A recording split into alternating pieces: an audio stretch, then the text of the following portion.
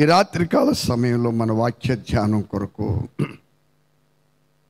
2వ దినవృత్తాంతములు 31వ అధ్యాయము 21వ లేఖన భాగాన్ని ధ్యానం చేద్దామండి. హిజ్కియా యోధా దేశమంతటను ఎలాగు జరిగించి తన దేవుడైన యెహోవా దృష్టికి అనుకూలముగాను యథార్థముగాను నమ్మకముగాను పని చేయుచూ వచ్చెను. తన దేవుని ఆశ్రయించుటకై దేవుని మందిర సేవ విషయమందేమి, ధర్మశాస్త్ర విషయమందేమి, ధర్మమంతటి విషయమందేమి తాను ఆరంభించిన ప్రతి పని అతడు హృదయపూర్వకముగా జరిగించి వర్ధిల్లెను. పరిశుద్ధుడవు తండ్రి, కృపా సత్య సంపూర్ణుడా, మీ ఘనమైన నామాన్ని బట్టి మీకే స్తుతులు స్తోత్రాలు చెల్లించుకుంటున్నాం. ఈ రాత్రికాల సమయంలో ప్రభువా, చదవబడిన వాక్యంలో నుండి మీ ఆత్మ ద్వారా మీ సన్నిధి మాకు ఇచ్చి మాతో మీరు మాట్లాడి మీ సహాయం, మీ సహవాసము సమృద్ధిగా మాకు అనుగ్రహించి నీ కృపగల హస్తం, మీ దయగల హస్తం తోడే నడిపించి కృప చూపమని యేసు పరిశుద్ధ నామ బట్టి వేడుకుంటున్నాం పరమ తండ్రి, ఆమేన్. కాబట్టి ఈ దినాన్ని ప్రభు చిత్తమైతే రాజైన హిజ్కియా, దేవునికి స్తోత్రాలు. మరి పూర్వ దినాల్లో రాజైన హిజ్కియాను గురించి మనం చాలా విషయాలు మరి ధ్యానం చేసాం. అశ్షూరు రాజు తన మీదకి యుద్ధానికి వచ్చినప్పుడు దేవుడు ఎలాంటి జయాలు అనుగ్రహించాడో, ఇలాగా చాలా విషయాలు పూర్వ దినాల్లో మరి లైవ్ కాకముందు ఆరాధనలో ఇక్కడ ధ్యానించిన అనుభవం ఉంది. ఈ సమయంలో సోదరి సోదరులారా, కానీ రాత్రికాల సమయంలో నేను నిన్నటి దినాన్ని బాగా ఈ 2వ దినవృత్తాంతాలు హిజ్కియా రాజైనప్పుడు కానించి తాను చేయించిన పని ఏమిటి అని బాగా ఆలోచిస్తే చూడండి, హిజ్కియా తండ్రి పేరు అహాజ్. ఈ అహాజు రాజుగున్న రోజుల్లో సోదరి సోదరులారా, అతడు చేసినటువంటి భయంకరమైనటువంటి పని ఏంటంటే, మీరు ఒకసారి 2వ దినవృత్తాంతములు 28వ అధ్యాయము 1వ వచనము. అహాజు ఏలనారంభించినప్పుడు అదే 20 సంవత్సరముల వాడై యెరూషలేములో 16 సంవత్సరములు ఏలెను. అతడు తన పితరుడైన దావీదు వలె యెహోవా దృష్టికి యథార్థముగా ప్రవర్తింపలేదు. అతడు ఇశ్రాయేలు రాజుల మార్గముల యందు నడిచి బయలుదేవతా రూపములుగా పోత విగ్రహములను చేయించెను. మరియు అతడు బెన్ హిన్నోము లోయందు ధూపము వేసి ఇశ్రాయేలీయుల ఎదుట నుండి యెహోవా తోలివేసిన జనముల హేయ క్రియల చొప్పున తన కుమారులను అగ్నిలో దహించెను. 19వ వచనం కూడా చూడండి. అహాజు యోధా దేశమును దిగంబరినిగా చేసి యెహోవాకు ద్రోహము చేసి ఉండెను గనుక యెహోవా ఇశ్రాయేలు రాజైన అహాజు యోధా దేశములో విగ్రహములను పూజించి యెహోవా మీద ద్రోహం చేసి ఉండెను గనుక యెహోవా ఇశ్రాయేలు రాజైన అహాజు చేసిన దానిని బట్టి యోధా వారిని హీనపరిచెను. చాలా జాగ్రత్తగా మీరు గమనించండి. ఈ అహాజు అనేటువంటి రాజు పరిపాలిస్తున్న రోజుల్లో మరి యెరూషలేములో ఉన్నటువంటి మందిరపు పరిచర్య మొత్తం ఆగిపోయింది. దేవుని యొక్క మందిరపు ద్వారములు అతడు ముయించి భయంకరమైనటువంటి దైవ చిత్తమునకు విరోధమైనటువంటి మార్గము గుండా అతడు నడుస్తూ, మరి మీరు ఈ అహాజు గురించి 28వ అధ్యాయం బాగా చదివితే మీకు బాగా అర్థమవుద్ది. ఆ రీతిగా దేశాన్ని అతడు హీనపరిచెను అని ఉందండి. దేవునికి స్తోత్రాలు. చాలా జాగ్రత్తగా మీరు గమనించండి ప్రియమైన సోదరి సోదరులారా. హల్లెలూయా.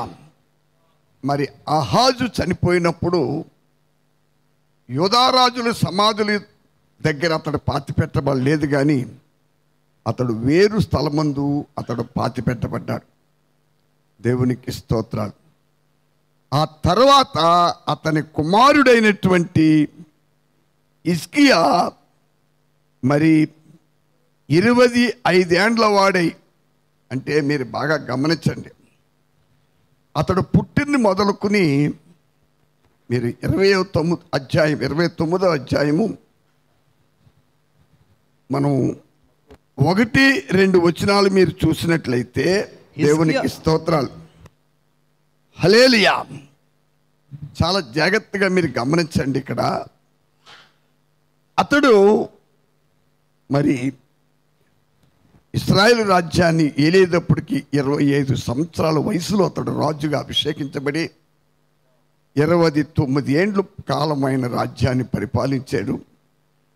అయితే అతని గురించి ఏం రాయబడిందంటే ప్రియులారా, తన తండ్రి అయిన అహాజు వలె కాకుండా, చదవండి, మొదటి రోజు చదవండి. హిజ్కియా ఏలనారంభించినప్పుడు 25 ఏండ్ల వాడై 29 సంవత్సరములు యెరూషలేములో ఏలెను.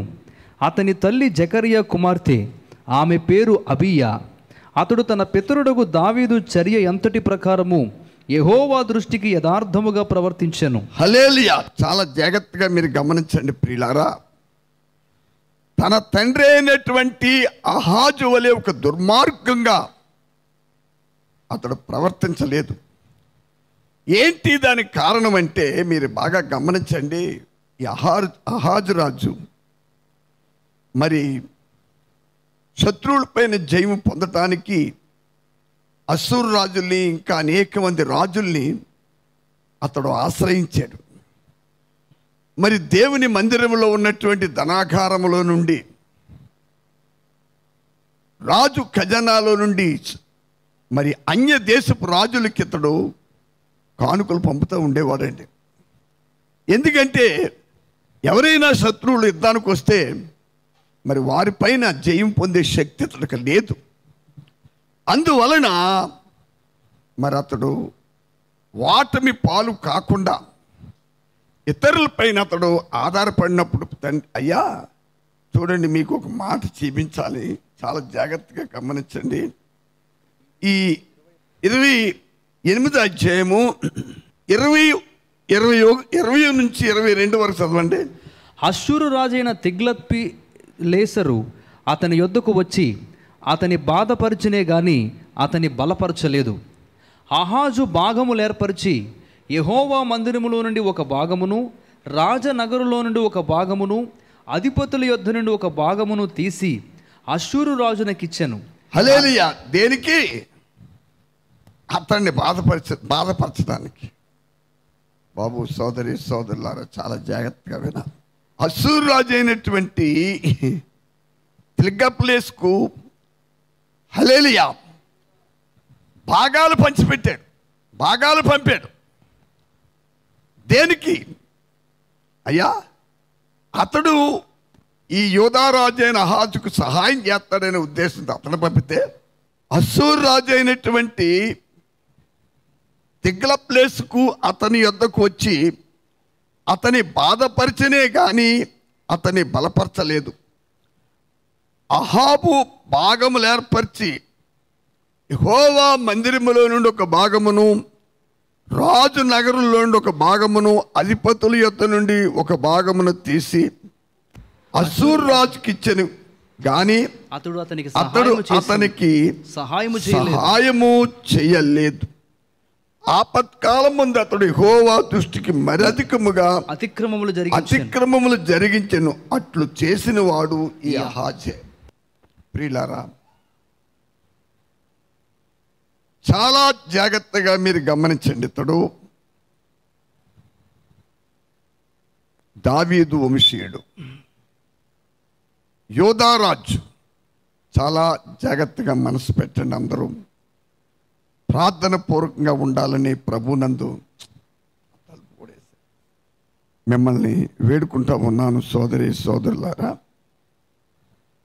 ఇక్కడ మీరు చాలా జాగ్రత్తగా గమనించండి. కరుణా సంపన్నుడైనటువంటి మహా కనికరము చూపుతున్న దేవదేవుణ్ణి విడిచిపెట్టి ఏ దేవుని ప్రజలైనా వేరుగా ప్రవర్తిస్తే వారికి అనేకమైన బాధలు తప్ప అన్నిటికంటే భయంకరమైన పరిస్థితి ఏంటంటే అతడు దేశమును హీన దిశకి తెచ్చాను. ఏముందండి వాక్యంలో? అయ్యా, అహాజు రాజు చేసిన పని ఏంటంటే ప్రియులారా, యూదా వారిని హీనపరిచెను. యూదా వారిని లేక దేశ ప్రజల్ని, ఆ దేశాన్ని హీన స్థితికి తెచ్చాడు. అయితే అతని కుమారుడైనటువంటి హల్లెలూయా మరి రాజైన హిజ్కియా మాత్రము అలా చేయలేదు. నేను అనుకుంటున్నాను అతడు ఊహ వచ్చినప్పుడు కానించి, ఎందుకంటే మరీ బాల్యకాలంలో అతడు రాజు అవ్వలేదండి. 25 సంవత్సరాల కాలము అంటే క్రమారమి ఒక 10-12 సంవత్సరాల వయసులో నుండే అతని తండ్రి చర్య అంతటిని గుర్తిస్తూ ఉన్నాడు ఈయన. అందుకే ఇతడు చేసిన పని ఏంటంటే అతడు తండ్రి వలె అలా ప్రవర్తించకుండా అతడు మూల పురుషుడైనటువంటి దావీదు, చాలా జాగ్రత్తగా మీరు గమనించండి ప్రియులారా, రక్షించబడినటువంటి ప్రతి దేవుని బిడ్డ ఒక విషయం మీరు గుర్తించాలండి. ఒక మాట మీరు చాలా జాగ్రత్తగా గమనించండి. రాత్రి మీకు ఒక వాక్యం చూపిస్తాను. 1 పేతురు 3:9 చదవండి త్వరగా. ఆశీర్వాదమునకు వారసులవుటకు మీరు పిలువబడితిరి గనుక కీడుకు ప్రతి కీడైనను. ప్రియులారా, మీరు బాగా వినాలి. మన ప్రభువైన యేసుక్రీస్తును రక్షకుని ద్వారా మనము రక్షింపబడక ముందు మన పరిస్థితి ఏంటంటే ఒక శాపగ్రస్తమైంది. ఆశీర్వాదములంటే ఏమిటో తెలియవండి మనకి. మీరు ఎఫెసీయులకు రాసిన పత్రిక 2వ అధ్యాయంలో మరి అన్యజనులకు ఉన్నటువంటి 7 శాపముల గురించి రాయబడి ఉన్నాయి బైబిల్లో. చాలా జాగ్రత్తగా మీరు గమనించండి సోదరి సోదరులారా.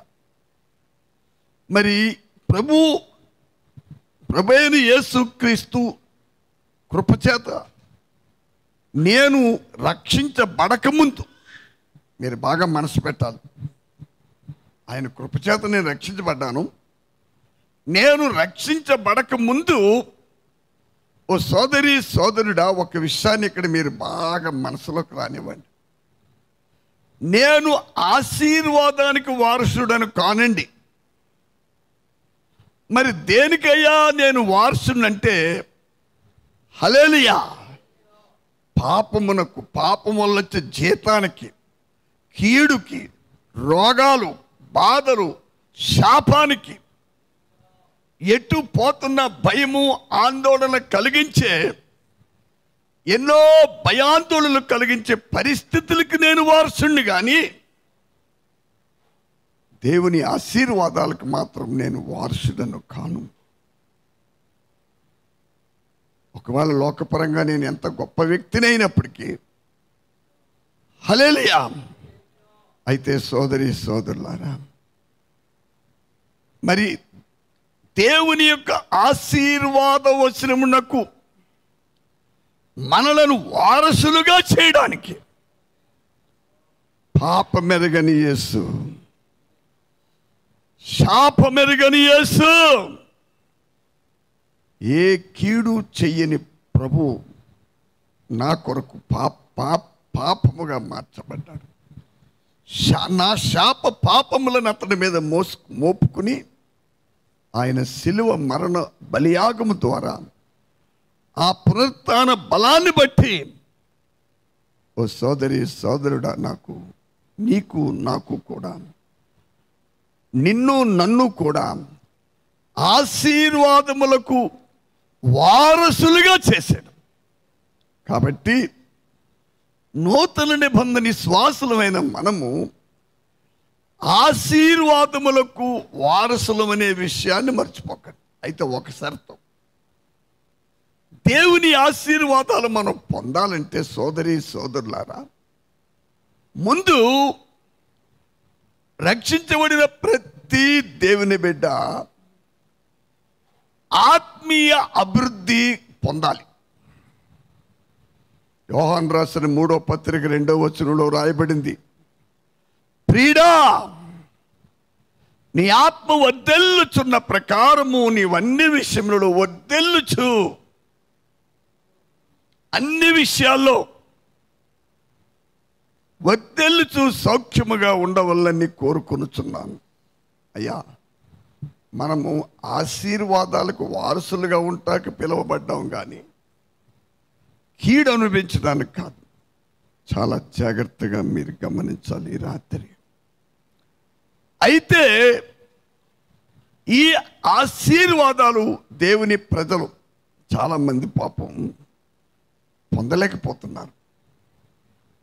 కానీ పొందలేక వారు చాలా సతమతమవుతూ గలిబిలి చెందుతున్నారే కానీ పూర్వకాలం ముందు దేవుణ్ణి ఆశ్రయించిన పరిశుద్ధులు, అటు పాత నిబంధన భక్తులు కానీ ఇటు కొత్త నిబంధన విశ్వాసులు కానీ ఎవరైనా కానీ మరి దేవుని చేత బాగా దీవించబడి అభివృద్ధి పొంది అన్ని రంగాల్లో జయయాత్ర, జై జెండా పట్టుకుని జై జీవితం జీవిస్తూ అన్ని రంగాల్లో వర్ధిల్లేవారు ఉన్నారండి భూమి మీద. కాబట్టి వారు ఏం చేయాలంటే వారు అలా వర్ధిల్లడానికి ఉన్న మూలం ఏమిటి అని లేఖనాలు పరిశోధించాలి. సోదరి సోదరులారా, చాలామంది లేఖనాలు పరిశోధించరండి. లాదిక్కు ఈ దిక్కు, లాదిక్కు ఈ దిక్కు, పలు రీతులుగా పలు దిక్కులు చూస్తూ ఉంటారండి. నువ్వెన్ని దిక్కులు చూసినా దావీదు భక్తుడు చెప్తున్నాడు, కొండల తట్టు నా కన్నులెత్తుచున్నాను, నాకు సహాయం ఎక్కడి నుండి వచ్చను. ప్రియమైన సోదరి సోదరుడా, నాకు సహాయం ఎక్కడి నుండి వచ్చను చక్కగా చెప్పాడు. యెహోవా వలననే నాకు సహాయము కలుగును. కాబట్టి రాత్రికాల సమయంలో సోదరి సోదరుడా, అద్భుత రీతిగా ఆశ్చర్య రీతిగా సహాయం చేసే దేవుడు కృప మనకుంది. అయితే ఒక మాట మీరు వినాలి. హిజ్కియా గురించి మనం ఇక్కడ 4 ప్రత్యేక విషయాలు ఇక్కడ రాయబడ్డాయండి. ఒకటి చూడండి ప్రియులారా, నేను చూపిస్తాను. హిజ్కియా యూదా దేశం అంతటను ఎలాగు జరిగించి తన దేవుడైన యెహోవా దృష్టికి అనుకూలముగా నడుచుకునేను. అయ్యా, ఇక్కడ మీరు ఒక విషయం గమనించాలి. అపోస్తలుడైన పౌలు గారు కూడా రోమీలకు రాసిన పత్రిక 12వ అధ్యాయంలో మరి 1-2 వచనాల్లో చక్కగా ఆయన బోధిస్తూ ఉన్నాడు. హల్లెలూయా. 1-2 వచనాల్లో ఆయన బోధిస్తూ ఉన్నారండి. ఉత్తమమును దేవునికి చూడండి. కాబట్టి సహోదరులారా, పరిశుద్ధమును దేవునికి అనుకూలమునైన సజీవ యాగముగా చాలు. దేవునికి రోమీలకు రాసిన పత్రిక 12వ అధ్యాయం 2వ వచనం 1వ వచనం. ఇక్కడ ఒక విషయాన్ని మీరు వినాలి. మన చిత్తవృత్తి యందు మన నడక, మన పడక, మన ప్రవర్తన, మన నోటి మాటలు, మన చేతి క్రియలు అన్నీ ప్రభువుకి అనుకూలంగా ఉండాలి. ముందు మీరు ఈ విషయాల మీద దయించి ఈ అంచె దినాల్లో దృష్టి బాగా పెట్టాలని మిమ్మల్ని నేను వేడుకుంటూ ఉన్నానండి. మీరు బాగా మనసు పెట్టాలి ప్రియులారా. హల్లెలూయా.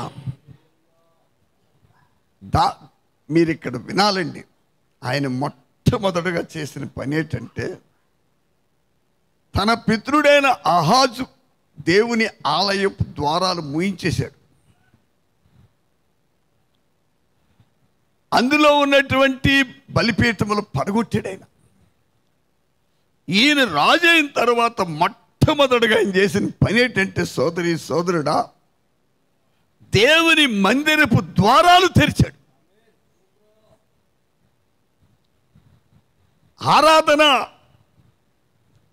క్రమాన్ని ఆయన దృష్టంతా ఆయన రాజు అయిన తర్వాత అండి, సర్వసాధారణంగా ఏ దేశానికైనా ఒక రాజు అయినప్పుడు బాగా వాళ్ళు చేసే పనేది మీకు తెలుసా? ఆర్థికంగా సమకూర్చుకుంటారు, సైనిక బలగాన్ని సమకూర్చుకుంటారు. హల్లెలూయా. వీటి మీద దృష్టి పెడతారు తప్ప వేరే విషయాన్ని పెట్టండి వారు. కానీ రాజైన హిజ్కియా మాత్రం మీరు 29వ అధ్యాయంలో ఉందండి ఆయన చరిత్ర ప్రారంభం.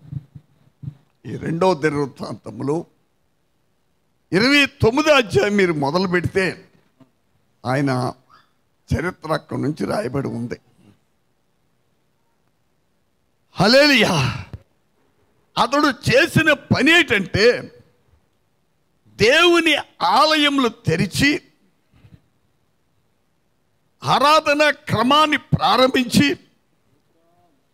లేవీలను ఏర్పరచుకుని, అయ్యా చాలా జాగ్రత్తగా వినాలి, మరలా దావీదు దినాలలో, ఎవరి దినాల్లో అండి? రాజైన దావీదు దినాలలో, సొలొమోను దినాలలో. ఆ ప్రారంభ దినాలు సొలొమోను, తర్వాత లేదండి.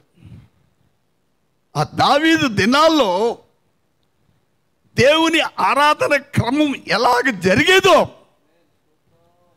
అలాగే జరిగించాడండి ఎవరు? రాజైన హిజ్కియా. ఆ రీతిగా అతడు చేసినటువంటి గొప్ప పని ఏంటంటే సోదరుడా, దేవునికి అనుకూలముగా వెళ్ళాడు. ఏం చేశాడండి ఆయన? దేవునికి అనుకూలముగా అతడు ప్రవర్తించాడు మొట్టమొదట. రెండవది ప్రియులారా, యథార్థముగాను దేవుని ప్రజలకి నేను 2 చేతులు జోడించేస్తున్నాను. పోయిన ఆదివారం మనం విన్నామండి, శనివారం. యథార్థవంతులకు ఆయన ఏ మేలు చేయక మానడు. అర్థమైందా సోదరుడా? 84వ కీర్తనలో 11వ వచనంలో ఉందండి, దేవుడైన యెహోవా సూర్యుడును కేడుమనై ఉన్నాడు, యథార్థముగా ప్రవర్తించు వారికి ఆయన ఏ మేలు చేయక మానడు. సోదరుడా, దేవుడు మన జీవితాల్లో ఎప్పుడు మేలులు చేసేవాడండి. ఆ మేలులు మరి పొందాలంటే దేవుని ఎడల, ఆయన అభిషక్తులైన సేవకుల ఎడల దేవుని ప్రజల ముందు యథార్థంగా ప్రవర్తిస్తాం. అలవర్చుకోండి బాబు. హల్లెలూయా. మీకు ఒక మాట నేను చెప్పాలని ఆశిస్తున్నాను. మన భౌతిక అభివృద్ధి కొరకు, మనం ధనం కూర్చుకోవడానికి, మన బతుకు తెరువు కొరకు మనం దేశం నలుదిక్కులా తిరగక్కర్లేదు. హల్లెలూయా.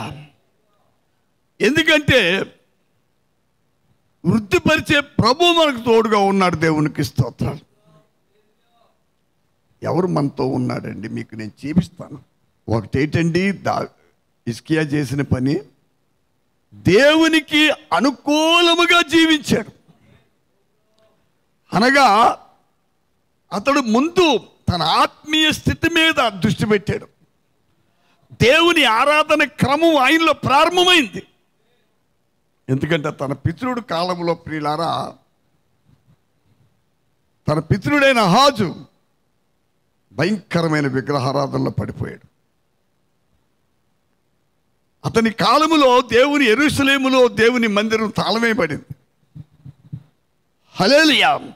మీరు 29వ అధ్యాయం మొదటి నుంచి చదువుకోండి. 29, 30, 31 చదివితే 32 అధ్యాయాల వరకు అతడు జీవితంలో హల్లెలూయా మరి బహుగా దీవించబడ్డాడండి. ఒక్కసారి మనం పోయిన శుక్రవారం రాత్రి ఇక్కడ నేను సికింద్రాబాద్ ఐపీ సంఘానికి మెసేజ్ పంపినప్పుడు ఒక వాక్యం వచ్చింది ఇక్కడ 32, 25, 26 వచ్చినప్పుడు చదవక్కర్లేదు. మేలు దేవుడు చేసిన మేలు మరిచి తన్ను తాను హెచ్చించుకున్నప్పుడు దేవుని కోపం ఒక్క మారు ఆయన మీద దిగింది. వెంటనే మారు మనసు పొందాడు, తన్ను తాను తగ్గించుకున్నాడు, దేవుని దగ్గర పశ్చాత్తాపడ్డాడు. అందువలన దేవుని కోపం ఆయన మించి తొలగిపోయిందండి. ఇంకా అభివృద్ధిలోకి వచ్చాడు ఆయన. కాబట్టి రాత్రికాల సమయంలో ప్రియులారా, ఈ హిజ్కియా దేవునికి అనుకూలముగాను, ఇంకేంటండి, యథార్థముగాను, అయ్యా ఒకటి అనుకూలం, 2 యథార్థముగాను, 3 నమ్మకముగా పని చేయుచు వచ్చెను. అతను ఏం చేస్తున్నాడండి? నమ్మకముగా పని చేయుచు వచ్చెను. దేవుని ఆశ్రయించుటకై దేవుని మందిర సేవ విషయమందేమి, దేవుని మందిర సేవ విషయమందేమి, ధర్మశాస్త్ర విషయమందేమి, ధర్మమంతటి విషయమందేమి, తాను ఆరంభించిన ప్రతి పని అతడు హృదయపూర్వకముగా జరిగించి వర్ధిల్లెను. అయ్యా, ఇది 4వది ఏంటంటే హృదయపూర్వకముగా జరిగించి వర్ధిల్లెను. నా ప్రియమైన సోదరి సోదరులారా, చాలా జాగ్రత్తగా మీరు గమనించండి. మనసు బాగా పెట్టాలి. ఇక్కడ మీరు అందరూ ప్రార్థన పూర్వకంగా ఉండాలి. ఎందుకంటే ఇక్కడ వాతావరణం కూడా చాలా ప్రతికూలంగా పనిచేస్తూ ఉంది. హల్లెలూయా, హల్లెలూయా. బాగా ప్రార్థన పూర్వకంగా ఉండండి ప్రియమైన సోదరి సోదరులారా. అతడు 4 విషయాల్లో, ఎందుకంటే ఇక్కడ మీరు చూడండి, మనము ఇదే ఈ 2వ దినవృత్తాంతాలు 28 అధ్యాయంలో చూస్తే, తన పితరుడైనటువంటి అహాజు అతడు హీన దశకు వచ్చేసాడు. యూదా ప్రజలు కూడా హీన దశలో ఉన్నారండి. అలాంటి సమయంలో అతడు చనిపోయిన తర్వాత మరి ఈ హిజ్కియా రాజయ్య తన పితరుడైన దావీదు చర్య అంతటి ప్రకారము అతడు నడిచిన మార్గంలో ఇతడు నడిచాడు. దావీదు దేవుని ఎడల ఎంత యథార్థత, ఎంత భయభక్తులు, ఎంత భక్తి శ్రద్ధ కలిగి ప్రభువుని స్తుతించాడు, గణపరిచాడు, ప్రభు నామాన్ని మహిమపరిచాడు. దావీదు జీవితంలో సోదరి సోదరులారా, అతడు శత్రువులపైన సంపూర్ణ విజయానికి, అతడు రాజ్యము పరిపాలిస్తున్న దేశం నలుదిక్కుల నెమ్మదిగా ఉండటానికి అతని దినములలో అన్ని రంగాల్లో, ఆర్థికంగా, సామాజికంగా అన్ని రంగాల్లో అతడు దేవుని యోధా దేశ ప్రజలు అందరూ మొత్తం ఇశ్రాయేలు 12 గోత్రాల వారు దీవించబడ్డారండి. ఏంటి దానికి మూలం అంటే సోదరి సోదరుడా, దావీదు దేవుని యందు భయభక్తులు కలిగే జీవితం, దేవుని సంతోషపెట్టే జీవితము. చూడండి, ఇక్కడ 4 విషయాలు చూస్తున్నాం. ఒకటి, దేవునికి అనుకూలమైన జీవితం. ఒకటి ఏంటండి? దేవునికి అనుకూలమైన జీవితము. 2, అయ్యా చాలా జాగ్రత్తగా మీరు గమనించండి, 2 యథార్థముగాను, 3 నమ్మకముగాను. హల్లెలూయా. అతడు దేవుని చిత్తము నెరవేర్చే విషయంలో కానీ, దేవుని వాక్యాన్ని అనుసరించే విషయమే కానీ, అన్ని విషయాల్లో కూడా సోదరి సోదరుడా అతడు చేసింది ఏంటి మీకు తెలుసా అండి? హల్లెలూయా. అతడు చేసింది ఏంటంటే దేవునికి అనుకూలం, దేవుని ఎదుట యథార్థత, 3 నమ్మకము, 4 ఏది చేసినా హృదయపూర్వకంగా చేశాడండి. అది మీరు ఇక్కడ ఏమంటే ఒక విశ్వాసి అన్ని విషయాల్లో దీవించబడాలి, హెచ్చింపబడాలి, బలపరచబడాలంటే ఇక్కడ ఒక విషయాన్ని మీరు గుర్తించాలి. మనం ఏది చేసినా హృదయపూర్వకంగా చేయాలి. అది సొనుక్కుంటూనో గొనుక్కుంటూనో ఇలా చేయకపోతే ఏ నష్టం వచ్చేద్దో, ఏ కీడు వచ్చేద్దని భయపడుతూ, అయ్యా చిన్న మాట మీకు చెప్పాలి. ప్రభువును ప్రేమించి ప్రభువు చిత్తం నెరవేర్చే విషయంలో ఎవరు అత్యాసక్తి కలిగి ఉంటారో, ఎవరు నమ్మకంగా ఆయన దగ్గర ఉంటారో ప్రియులారా, అలాంటి వారిని దేవుడు వారి పిల్ల తరతరములకు కూడా అన్ని విషయాల్లో ఆయన వర్ధిల్లింపచేసే దేవుడు. ఏముందండి ఇక్కడ? ఏం చేసాడు ఈ హిజ్కియా రాజు?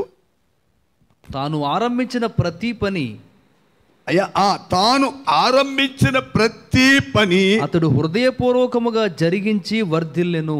అతడు హృదయపూర్వకముగా జరిగించి వర్ధిల్లెను. సోదరి సోదరులారా, క్రైస్తవ జీవితంలో ఇది చాలా చాలా ప్రాముఖ్యమైందండి. ఎందుకంటే చాలామంది దేవుని ప్రజలు, మరి మీరు ఇక్కడ ఒక విషయాన్ని చాలా జాగ్రత్తగా గమనించండి సోదరి సోదరులారా. హల్లెలూయా. బాగా మనసు పెట్టాలండి. మీరు 31వ అధ్యాయం 2వ వచనం ముందు. అంతటా హిజ్కియా ఎవరి సేవాధర్మము వారు జరుపుకున్నట్లుగా యాజకులను వరుసల ప్రకారముగాను లేవీయులను వారి వారి వరుసల ప్రకారముగాను నియమించెను.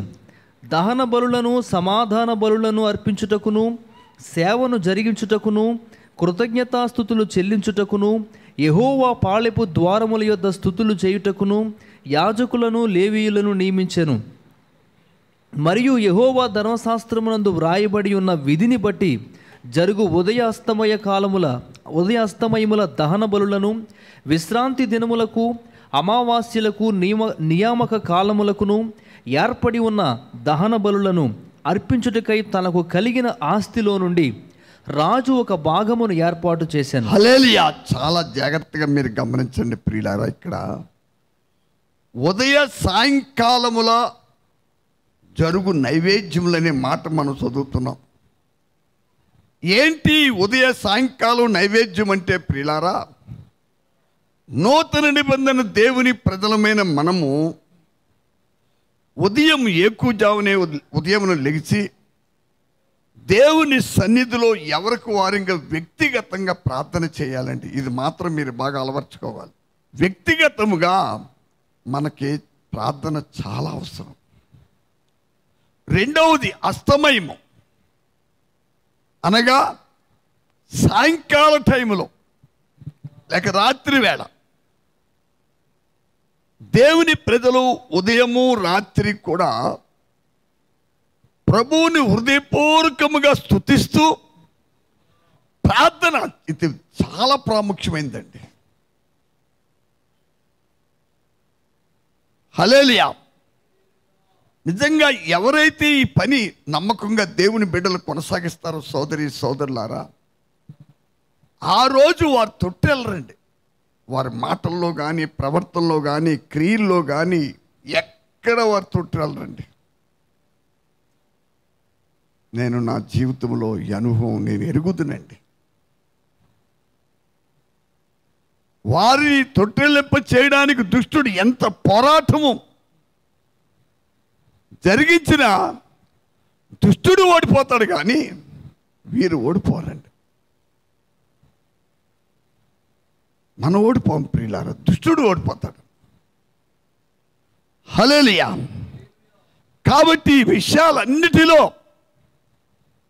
రాజైన హిజ్కియా ముందు దేవుని యొక్క ఆరాధన క్రమానికి ఎందుకంటే తన పితృడైన ఆహాజు కాలంలో లేవీలు లేరు, యాజకులు లేరు, ఆరాధన లేదు, ఏమీ లేదు. కాబట్టి మొట్టమొదట ఆయన చేసింది ఏంటంటే ఆలయ ఆరాధన క్రమానికి అన్నిటినీ దేవుని ఆలయపు తలుపులు తెరిపించి బలిపీఠాలు అన్నీ మళ్ళీ చేయించి ఆరాధన క్రమం మొదలెట్టి అక్కడ దేవుని సేవ చేయుచున్నటువంటి లేవీలకి, యాజకులకి తన ఆ రాజుగారు సొంత ఆస్తిలో నుండి మొట్టమొదట భాగం పంపించాడండి ఆయన. అయ్యా, అందుకే ఈ 31వ అధ్యాయంలో మనం చూస్తే ఆఖరిలో మన 31వ అధ్యాయంలో హల్లెలూయా 21వ వచనంలో మనం ఏం చూస్తున్నామండి? అయ్యా, అతడు ఏది చేసినా 4వ విషయం హృదయపూర్వకముగా చేశాడు.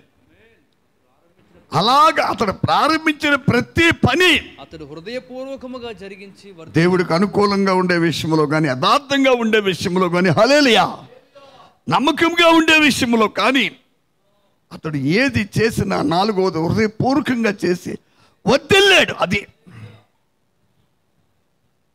ఎవరు దేవునికి ఎదుట దేవుడికి అనుకూలంగా, నమ్మకంగా, యథార్థముగా అన్ని విషయాలు హృదయపూర్వకంగా హృదయపూర్వకంగా చేయాలండి. హృదయపూర్వకంగా చేసి అతడు వదిలేడు. దేవుని సేవా కార్యక్రమం పరిచర్య జరుగుతున్నప్పుడు యాజకులకి అవసరమైనటువంటి ఆ సేవా కార్యక్రమానికి లేక పరిచర్య చేస్తున్న వారికి కావలసిన డబ్బును మొట్టమొదటిగా ఎవరిచ్చారండి? రాజుగారే సమకూర్చాడు. అలాగ రాజు సమకూర్చుట ప్రజలు చూసి వారు కూడా ఏం చేశారు తెలుసా అండి ప్రియులారా? చూడండి మీరు ఒకసారి 31వ అధ్యాయం 4 నుండి 10వ వచనం వరకు చూడండి. మరియు యెహోవా ధర్మశాస్త్రమును బట్టి యాజకులను లేవీయులను ధైర్యము వహించి తమ పని జరుపుకొనున్నట్లు ఎవరి భాగములను వారికి ఇయ్యవలసినదని యెరూషలేములో కాపురమున్న జనులకు అతడు ఆజ్ఞాపించెను.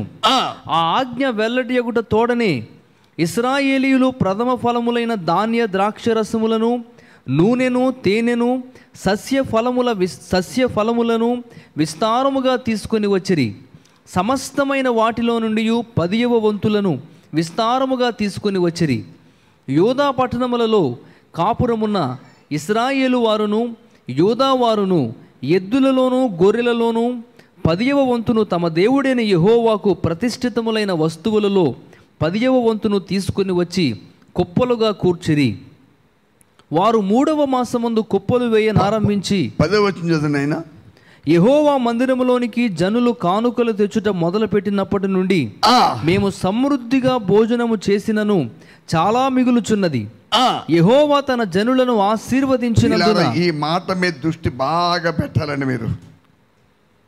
యెహోవా తన ప్రజలను ఆశీర్వదించినందున ఇంత గొప్ప రాశి మిగిలినదని మిగిలి ఉన్నదని రాజుతో ననగా ప్రియమైన సోదరి సోదరులారా, ఇక్కడ ఒక విషయాన్ని మీరు వినాలండి. యెహోవా తన ప్రజలను ఆశీర్వదించినందున, ఓ నా ప్రియమైన సోదరి సోదరులారా, 20 విశ్వాసులేంటి లైవ్లో ఉన్న వారందరూ కూడా బాగా మీరు గమనించవలసింది ఏంటంటే, రాత్రి దేవుడు తన ప్రజల్ని ఆశీర్వదించేవాడు. అయితే నువ్వు చెప్పొచ్చు, మీరు చెప్తున్న ఆశీర్వాదాలు నాకు లేవు. అవును, ఉండకపోవచ్చు. అయ్యా, ఒకవేళ అక్కడున్న రాయబడిన ఆశీర్వాదాలు నీకు లేకపోవచ్చు. లేకపోవడానికి కారణం ఏదో నీకు నువ్వు స్వపరీక్ష చేసుకో. రాజు దేవునికి అనుకూలంగా ఉన్నట్లు నువ్వు దేవునికి అనుకూలంగా ఉన్నావా? దేవుని వాక్యాన్ని నమ్మకంగా రాజు అనుసరిస్తూ ఉన్నాడు. వాక్యము ఎలా బతకమని, ఎలా జీవించమని బోధిస్తుందో అలాగే జీవిస్తున్నాడు. దేవుని వాక్యము నుండి కుడిమికి కానీ ఎడమకు కానీ తొలగిపోకుండా దేవుడు తిన్నని త్రావునని జీవిస్తూ బోధిస్తున్నప్పుడు అలాగే నడుచుకుంటూ వెళ్తున్నాడు రాజు. ఈ రాత్రికాల సమయంలో సోదరి సోదరులారా, చాలా జాగ్రత్తగా మీరు గమనించండి. ఇక్కడ ఏముందండి? రాజు తన దేవుడైన యెహోవాకు అనుకూలముగాను నమ్మకముగాను యథార్థముగాను నమ్మకముగాను పనిచేయు. ప్రియమైన సోదరి సోదరులారా, అతడు ఏది చేసినా నాలుగోది హృదయపూర్వకంగా చేశాడు. అందువల్లే తన తండ్రి అయిన అహాజు కాలములో లేని గొప్ప ఆశీర్వాదములు అతడు తండ్రి కాలములో చూడలేని దీవెనలు అతని తండ్రి కాలములో పొందని ఆశీర్వాదములు ఇదిగో రాజైన హిజ్కియా దేవుని ఎదుట నమ్మకంగా ఉండి పొందుతూ ఉన్నాడు. ఈ రాత్రికాల సమయంలో సోదరి సోదరుడా, ఈ రాత్రికాల సమయంలో ఆ రాజు వలె మనం కూడా నమ్మకంగా ఉన్నామా? అయ్యా, ఒక మాట వినాలి మీరు. దేవుడు ఎప్పుడు నమ్మకస్తుల కొరకు కనిపెడతా ఉన్నాడండి. ఆయనకి ఎవరు కావాలి? నమ్మకస్తులు. చూడండి, ఇక్కడ ఏముందండి? యెహోవా తన జనులను ఆశీర్వదించుట వలన ఎంత గొప్ప రాశి మిగిలి ఉన్నది. అయ్యా, అర్థమైందా సోదరి సోదరుడా? దేవుడు నిన్ను నన్ను అప్పులు పాలు చేసేవాడు కాడు. అప్పులు చేసి తిప్పలపడమని మాత్రం దేవుడు చెప్పడం. చాలామంది దేవుని ప్రజలు అనేక విషయాలు ఓటమికి పాలవటానికి మూలం ఒకటి ఉందండి. దేవుని ఎదుట వారు యథార్థముగా నమ్మకంగా ఉండకపోవటమే కారణం. వారి ప్రవర్తన విషయంలో కానీ, వారి మాటల విషయంలో కానీ, వారు దేవునికి ఇచ్చే విషయాల్లో కానీ, వారికి వచ్చిన దాంట్లో 10వ భాగం తీసేటప్పుడు చాలామంది ఎన్ని లెక్కలేస్తూ ఉంటారు. హల్లెలూయా! నీ లెక్కలో పరిస్థితిని బట్టి చూడు నువ్వెంత వడ్డీ కడుతున్నావో. నేను ఈ రాత్రి దశాంశం గురించి మీకు చెప్తలేదు. ఒక దేవుని బిడ్డలుగా ఒక విషయం మర్చిపోకండి సోదరి సోదరులా, నీకు రాసి మిగలాలి. నీకు మిగలాలి, ఖచ్చితంగా చెప్తున్నా. మనకు మిగలాలండి. ఎందుకని? యెహోవా తన ప్రజలను ఆశీర్వదించినందున ఎంత గొప్ప రాశి మిగిలి ఉన్నది. కాబట్టి ముందు సోదరి సోదరుడా, చూడండి ఒకసారి మీరు కీర్తన గ్రంథము 101వ కీర్తన 6వ వచనం చూడండి. నా యొద్ద నివసించున్నట్లు దేశములో నమ్మకస్తులైన వారిని నేను కనిపెట్టుచున్నాను. ప్రియమైన సోదరి సోదరుడా, ఎవరు దేవుని యొద్ద నివసించగలరు? చూడండి, నేను మాట చెప్తాను. నాకులాగా మంచి ప్రసంగాలు చేయొచ్చు, మంచి పాటలు పాడవచ్చు, మంచి వాయిద్యాలు నైపుణ్యంగా వాయించవచ్చు. అయ్యా, సమాజ మందిరాల్లో 2 చేతులు పైకెత్తి ఎలుగెత్తి గోబో అని ప్రార్థన చేయొచ్చు. హల్లెలూయా!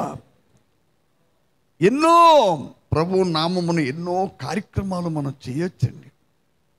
కానీ వాటన్నిటిని బట్టి మరి దేవుడు సంతోషిస్తాడని మాత్రం మీరు అనుకోవద్దు. దేవుడు ఒక వ్యక్తిని బట్టి సంతోషించాలంటే ఏముందండి? ఈ 100వ కీర్తనలో 6వ వచనంలో ఏం చూస్తున్నాం? నా యొద్ద నివసించినట్లు దేశములో నమ్మకస్తులైన వారిని నేను కనిపెట్టుచున్నాను. దేవునికి స్తోత్రం. ప్రియమైన సోదరి సోదరులారా, ఎవరు కావాలి ఆయనకి? నా యొద్ద నివసించినట్లు దేశములో నమ్మకస్తులేని వారిని నేను కనిపెట్టుచున్నాను. నిర్దోష మార్గమందు నడుచుకుని వారు నాకు పరిచారకులగుదురు. మోసము చేయువాడు నా ఇంట నివసింపరాదు. అబద్ధమాడువాడు నా కన్నుల ఎదుట నిలవడు. అలాంటి వారిని యెహోవా పట్టణముల నుండి ఆయన పెరికి వేస్తాడు ఉందని వాక్యం.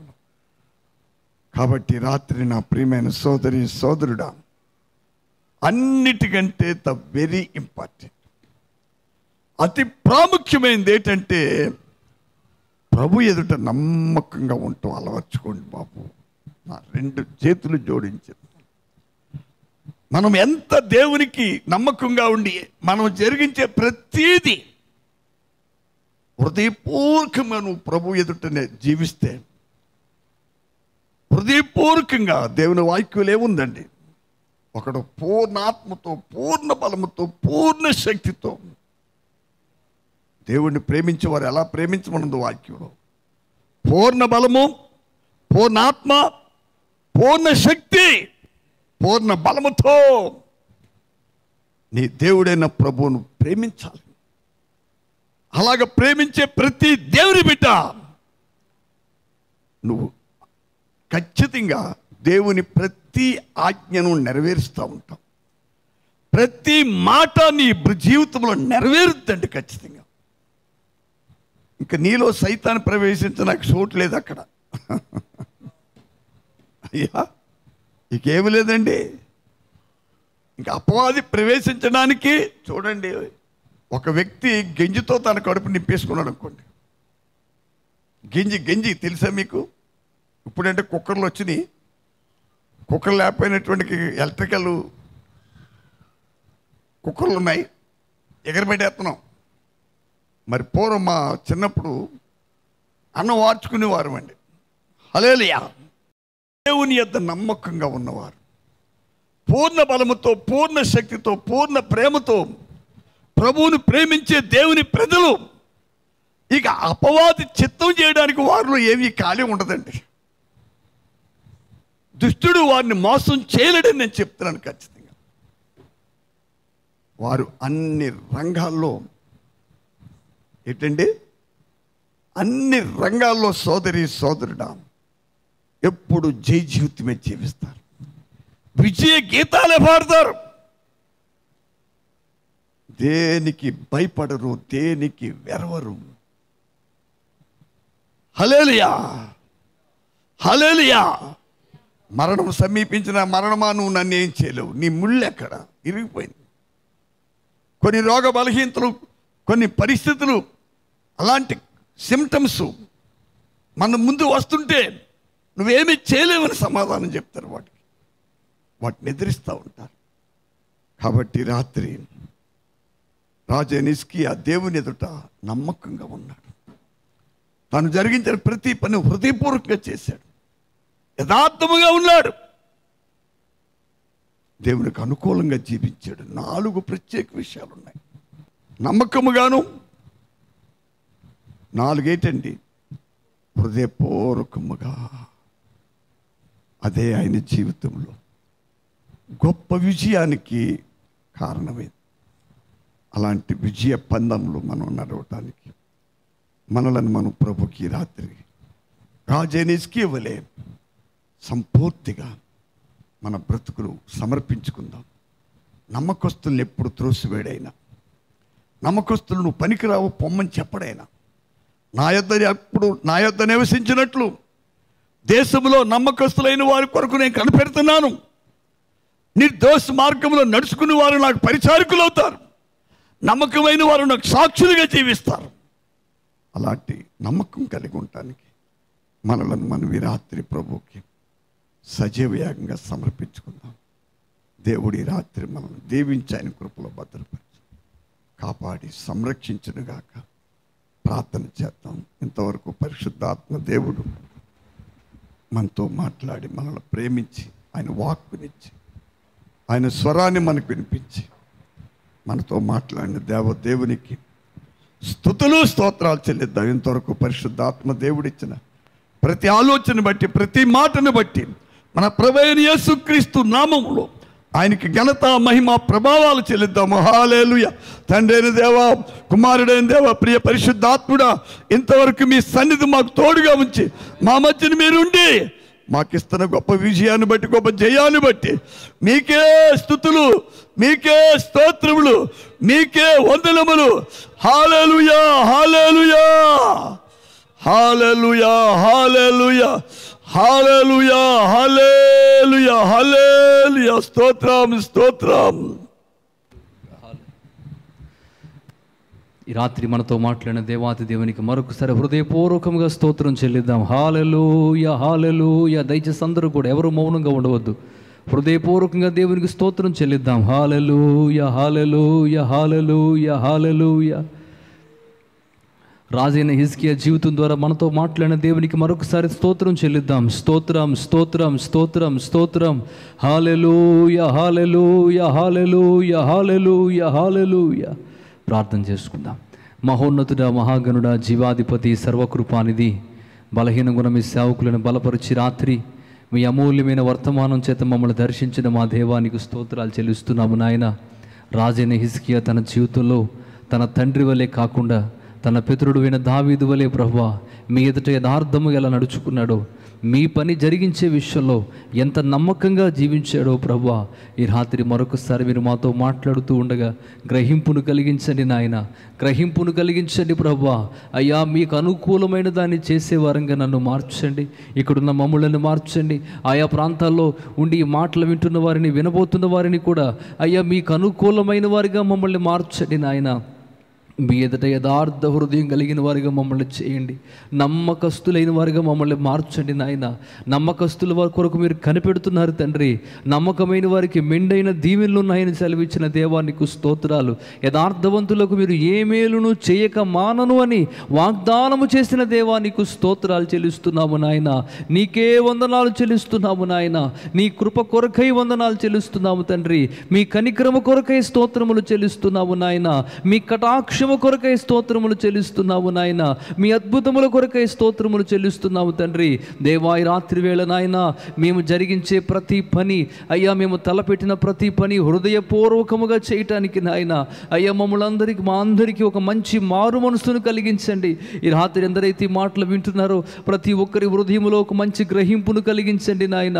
మీ సన్నిధిలో హృదయపూర్వకముగా మేము నాయన అయ్యా మిమ్మల్ని ఆరాధించుటకు, మిమ్మల్ని సేవించుటకు నాయన అయ్యా మీ చిత్తమును జరిగించే విషయంలో హృదయపూర్వకముగా చేయుటకు సహాయము దయచేయండి. బలవంతముగా కాదు నాయన, హృదయపూర్వకముగా చేసే కృప ఇవ్వండి నాయన. సనుగులతో కాదు తండ్రి, మీ సన్నిధిలో ప్రభువా పూర్ణ హృదయముతో, పూర్ణ ఆత్మతో జరిగించడానికి కావలసిన కృపనివ్వండి నాయన. ఆనాడు ప్రభువా హిజ్కియా రాజైన దినాల్లో ఆనాడు ఇజ్రాయెల్ దేశం ఎలాగైతే దీవించబడిందో ప్రభువా, ఆశీర్వదించబడిందో నాయన, అన్ని విషయాల్లో వర్ధిల్లిందో ప్రభువా తండ్రి, అటువంటి జీవితాన్ని మాకు అనుగ్రహించాలని ఈ రాత్రి మమ్మల్ని ప్రేమించి మీరు మాట్లాడుతూ ఉండగా గ్రహింపును కలిగించండి, మనోనేత్రములు వెలిగించండి నాయన. విత్తబడిన వాక్యం మా అందరి హృదయాలు నూరంతలుగా ఫలింపజేసి మీ నామమునకు మహిమ తెచ్చుకోమని మా ప్రభువును త్వరలో రానయ్యున్న మా రక్షకుడైన యేసుక్రీస్తు వారి అతి పరిశుద్ధ నామమున అడిగి వేడుకొనుచున్నాం మా పరమ తండ్రి. ఆమేన్. ఇప్పుడు మన తండ్రి దేవుని ప్రేమయు, రక్షకుడైన యేసుక్రీస్తు కృపయు, పరిశుద్ధాత్మక అన్యోన్య సహవాసము ఇప్పుడు ఎల్లప్పుడు కూడిన మనతో భూలోకమందు ప్రభువును ప్రేమిస్తున్న సమస్త పరిశుద్ధులందరితో ఆయన కృపా కనికర సమాధానం ప్రభు రాకడ పర్యంతం సదాకాలం మనకు తోడే కాపాడి సంరక్షించును గాక. ఆమేన్. యేసు రక్తమే జయం, ప్రభు రక్తమే జయం, ప్రభు సంపూర్ణ విజయం, అపవాదికులకు అనంత నాశనము కలుగునుగా. యేసు నామమునకు మహిమ కలుగును.